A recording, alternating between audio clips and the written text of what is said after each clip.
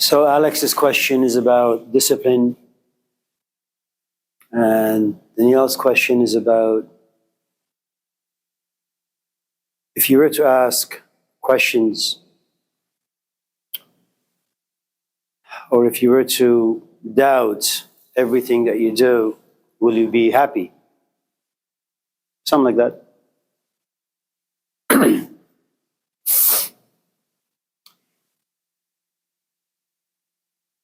So let's kind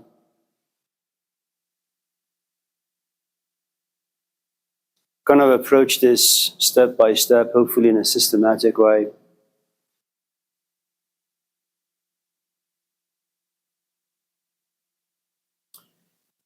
Let's tackle the second part of your question, which is happiness.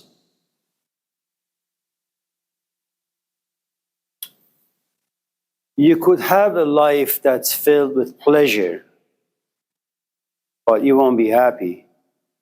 You could have a life that is filled with a good amount of joy, but maybe you won't be happy. You may have a good life, but you may not be happy. You may have a full life, but you may not be happy. There are people who take care of cancer patients and they're extremely happy for what they do, even they see pain and suffering all around them. There are those who have a good amount of pleasure in their life. Any artist will do, contemporary artists, Snoop Dogg, Michael Jackson, Eminem, Bono, and they have lots of money. You have lots of actors in Hollywood. They seem to be rich and famous. They have a good life, but that doesn't equate to them being happy, because most of them usually get high or drunk or have been admitted to some institution.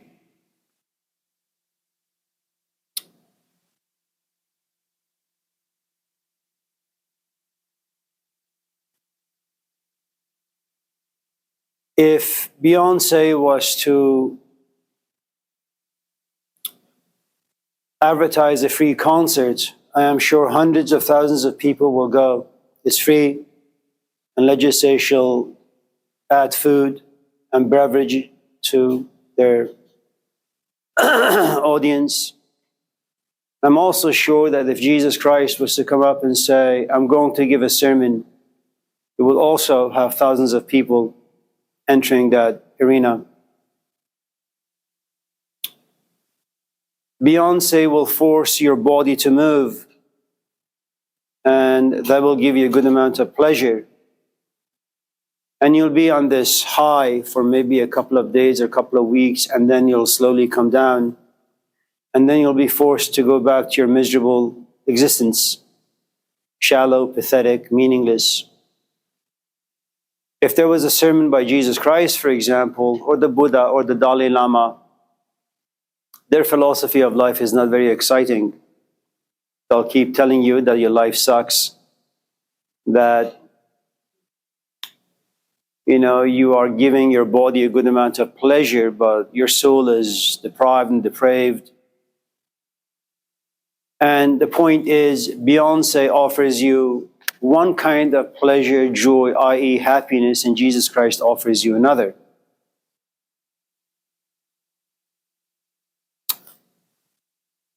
Most of the people we've talked about in this class, and other classes I have for the past 30 years or so, they have been, you wouldn't categorize them as happy in the sense that they go around, laugh, and have a good time. These are people who locked themselves in a room and reflected and thought about the social condition, the political condition, what we call the human condition. And they just sat and wrote. And their writings are very insightful. They have miserable messages, but they're like immortals. Gilgamesh doesn't say good things about human beings or life. Jesus doesn't say good things about human beings and life. And yet, We talk about them fondly. It seems like wisdom could be very dark. At the same time, it endures. You know, I was looking at Michael Jackson, some of his videos yesterday when I was in the office. He was such an exceptional human being when it came to art, music.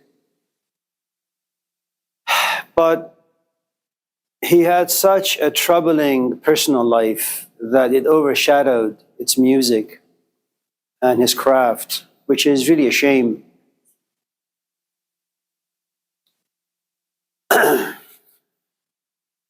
So when it comes to the point of happiness, I don't really know what it is.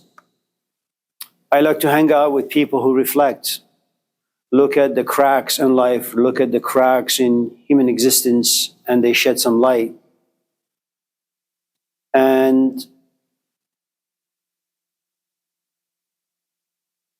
there was a video, was this woman, she was very, very unattractive, but it was about steps she would take to make her face look very, very different with the aid of makeup.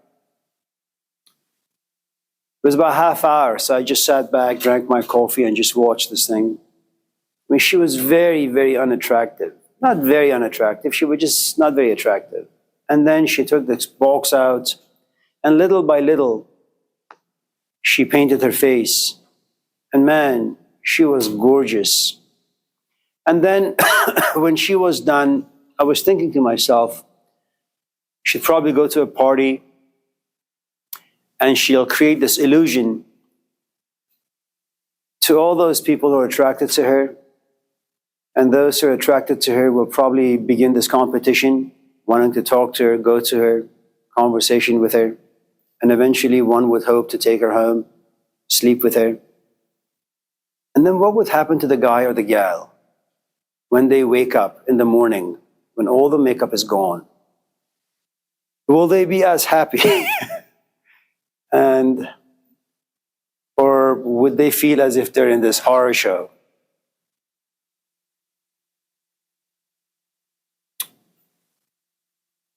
The other question is happiness something that's free for all? Is it something you have to work for?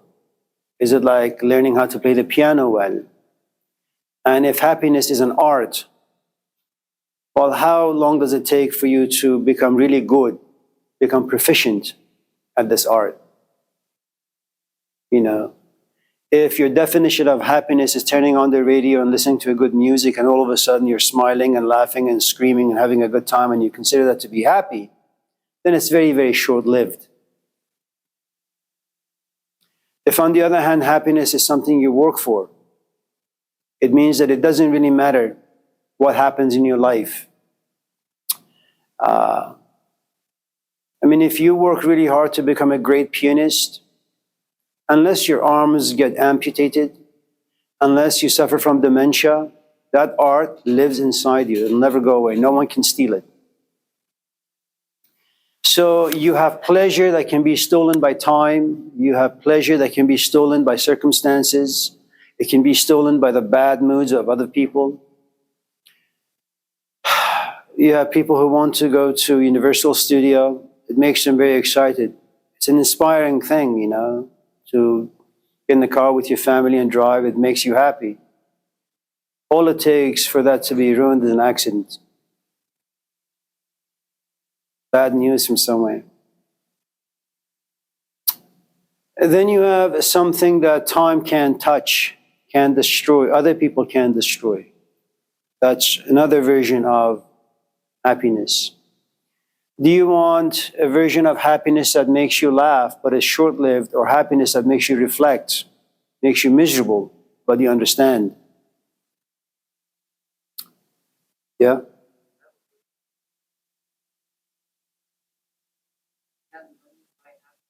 Can money buy your happiness? Absolutely, yes.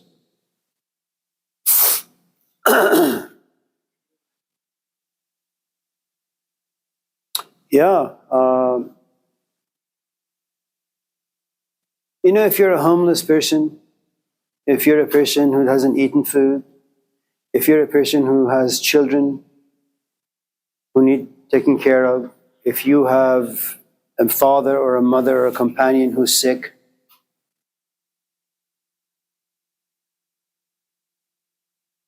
it can bring about comfort, and you can be happy in that, cradle of comfort for a little bit. Money can buy a lot of things. It can even buy love.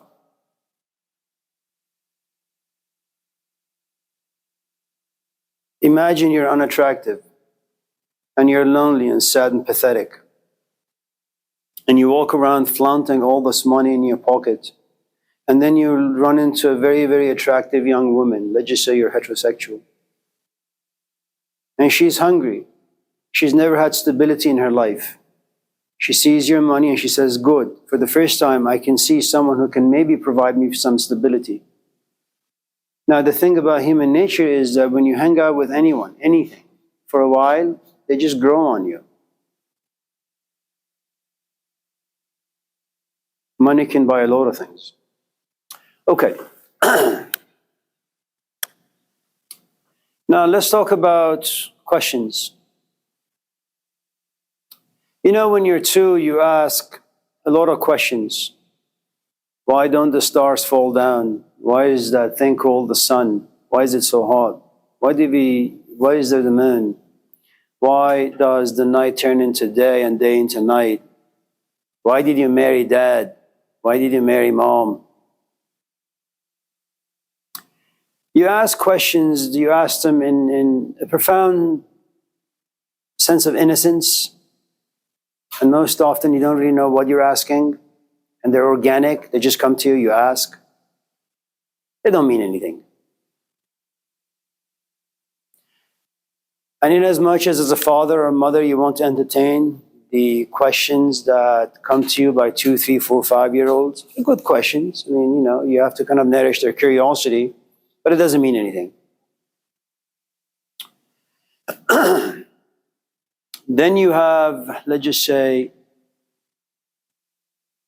the questions that come by 15-year-olds.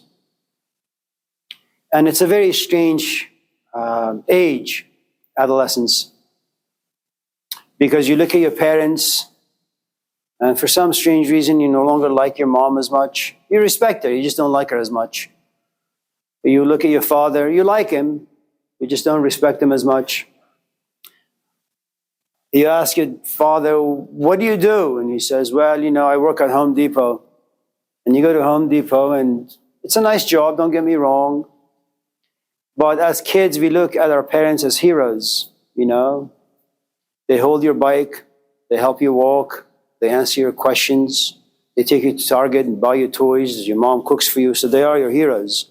And then when you get to be 15 or 16, you ask them questions thinking that a question is, like, metaphorically speaking, like riding a bicycle, that they can kind of hold the question, understand the question, and give you the answer that'll satisfy you.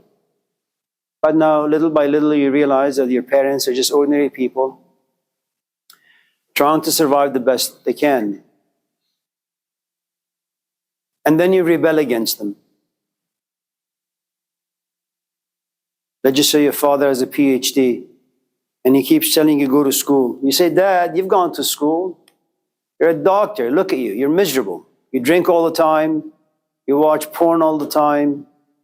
You scream and shout and throw temper tantrums. No doubt, behind closed doors, you're probably seeing a therapist because your life is a mess. So there are questions that happen to all of us because we kind of look at the adult world and we just don't like what we see, so you ask. But it doesn't mean that just because you ask questions, you understand what your questions are all about. You just ask questions because you have the privilege and the free space to ask questions. But you don't ask questions because you understand. You don't know what it means to be a parent. You don't know what it means to wake up every day at 9 o'clock, go to work, and be unfulfilled, unhappy, miserable at what you do for 8 hours. And you come home exhausted. And there is your wife or husband, and there are your kids, and the house feels like a cage. But you ask questions, or your questions lack understanding.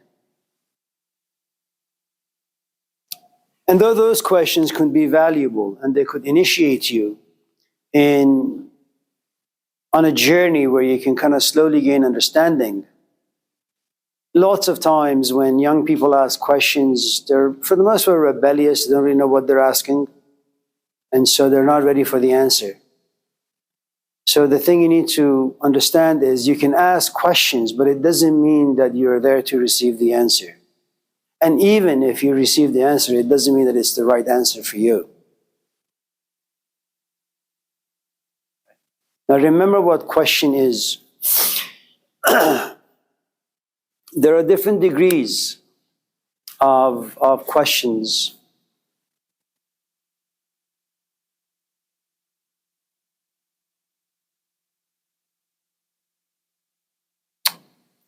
On NPR, National Public Radio, some years ago, I was driving to school, and they have a segment about 5-10 minutes where regular people like you and I, you send in a letter to the host, and if the host likes what you have written, they'll invite you on the show and you can read your letter. And this young man had written that my father used to take me to work every day, and on the way to work, or drop me off to school, he would always tell me the same stories over and over and over again for like 10 years. And I would scream and shout and tell him, "Dad, please, you told me the story yesterday. Can we just drive quietly without you, repeating the same story?"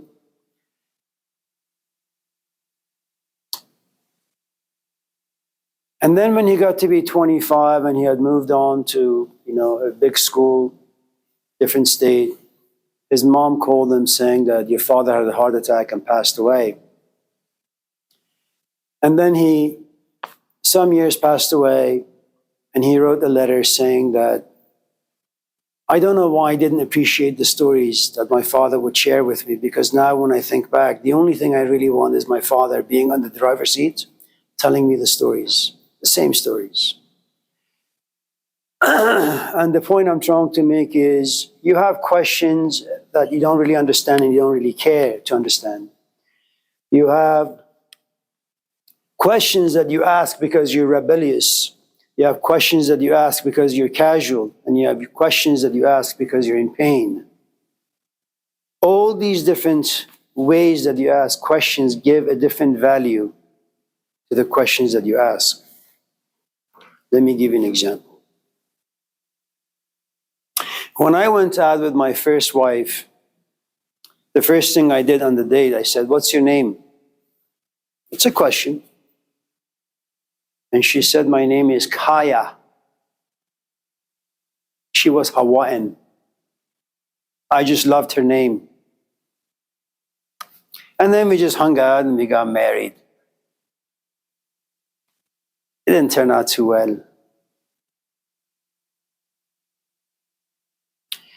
Divorce is a very, very difficult thing because you don't think yourself as a man who would get married and then divorce.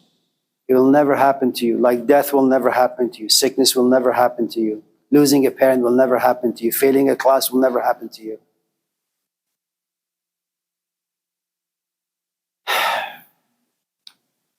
And after 10 years, you sit, you begin to look at your life, all the times you've wasted, all the questions you asked, but you asked them wrongly. All the things you saw, but you looked the other way. All the sacrifices. It took me about 25 years to recover from my first marriage. And you know what divorce does to you? It plunges you into this ocean of darkness. You don't know what to ask. You don't know how to ask it. You have all these emotions running wild inside you. And the emotions are so intense that they don't fit language. So you kind of just walk around in a daze. And then after many, many, many, many, many years, you're able to put emotions into language. Then you go out with someone. And like before, you say, "So what's your name?" And she says, "My name is Kaya." See, my first wife was Kaya. My second wife was Kaya. And I knew what to ask her. I said, so what's in a name? And you know why I asked that question in such a way? Because I didn't want to make another mistake. The first divorce, the first marriage was filled with pain. And the thing you need to know about questions is the following. Sometimes life throws you an event and it confuses the hell out of you. You don't know what to do with it. It pushes you to a corner.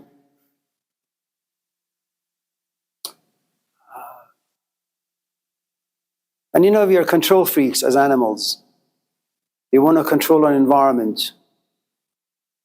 You know, so when you're going around the lake with your girlfriend and a guy looks at your woman and he smiles at her and she smiles back, you become very jealous, but you also become very angry. Why? It's your territory, man. Like a dog, you have urinated all over your woman. She belongs to you. And all of a sudden another dog wants to come in and take your space. That's what we do. We are territorial. And life throws you this event and all of a sudden you realize you have no control, no power. And then you begin to ask.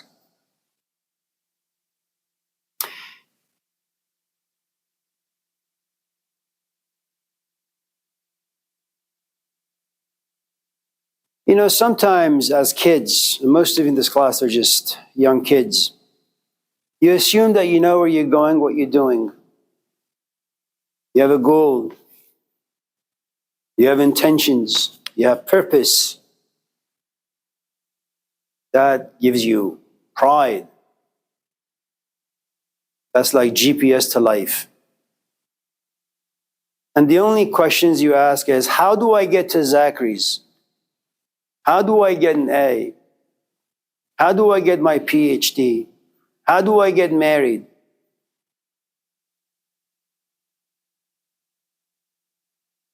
Great questions. But then you get to his age or my age. And you realize that whatever purpose you had in life vanished. You got the degree, you got the car, you got the husband or the wife, you got the kids, you have the house, and everything is now normalized. And you sit back and you say, what now? And this is a place of reflection. See, thinking is usually a reaction to an event out there. How should I respond to this person? How should I write this essay? Reflection is you take some experience, you take it inside, and you sit back and you say, what the hell do I do with this? How's it impacting me?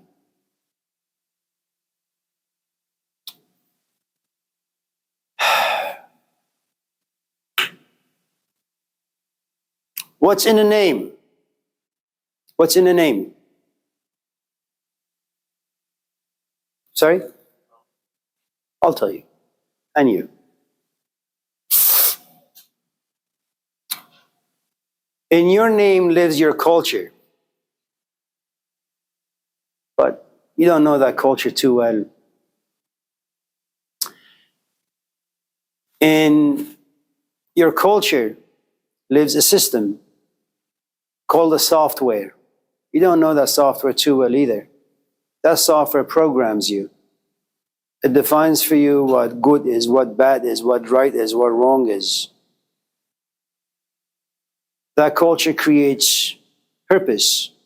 It creates greed. It creates lust. It creates fear. It creates doubts. In that culture also lives capitalism.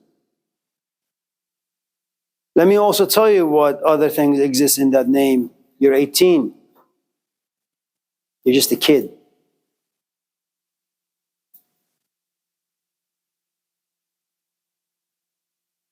In that name just lives a young punk.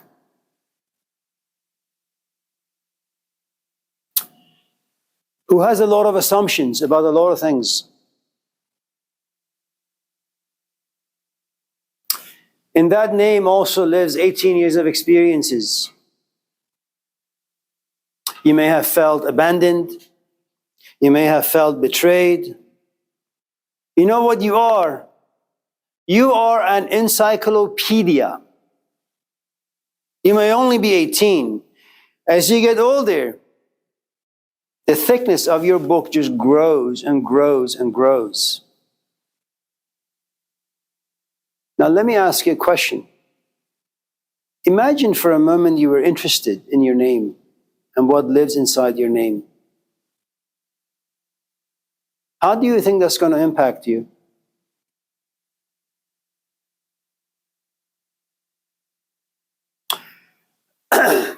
Were you born here? Your parents were born here? There you go. So now you're going to live in two worlds. Once you figure out whether or not you're curious about your name, what you're going to do is you're going to go and study Vietnamese culture really, really well. I mean, just because you eat Vietnamese food, that doesn't make you Vietnamese. Now you're going to study the culture. Who the hell knows? Maybe you'll travel back in time, World War II.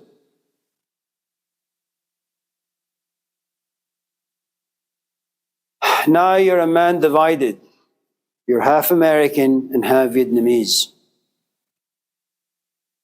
And there's a good chance if you were to study the culture and the history of Vietnam around the 1940s and 50s, maybe even 60s, you may not like the American part of you because your people and your land were destroyed.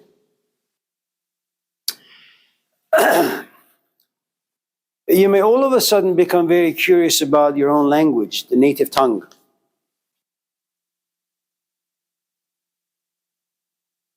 And then let's just say you have 20 Vietnamese friends, but they're very much like you.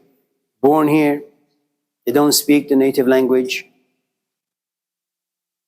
Their music is Western, their emotions are Western. And here you are trying like the salmon fish to go back home, to figure out what it means to be Vietnamese. Begin to study your parents really, really well. And as your appreciation for the Vietnamese culture grows, your like for the American culture decreases. But you see, what's in a name means for the past 18 years, you have all the habits and all the customs and all the traditions and the rituals of a Westerner. And then you begin to ask questions, reflect, examine, and your self-hatred grows even more. And you may want to overcome them, but you can't. You know why? Because you're addicted to a certain lifestyle, a certain way of thinking, a certain way of feeling. Now what you have is a man who is 10 hours American and 10 hours Vietnamese. And these two cultures don't mix well. And you do something you never thought you'd do. It's called segregation. You say, I don't want the Vietnamese culture to ever come close to the American culture.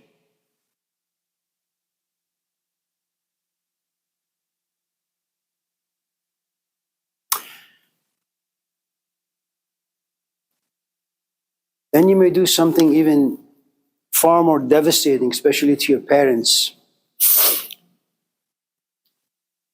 Without them knowing, you have this job, and you've been saving your money. And like many of my African students, one day you go to your parents and you say, Mom, Dad, I want to go to Vietnam and go to school there. Your parents say, what the hell? We brought you here to have a better life. Say no. Despite all the misery and suffering that may exist in Vietnam, I can find happiness in that culture. I can swim in the ocean of sorrow and be happy.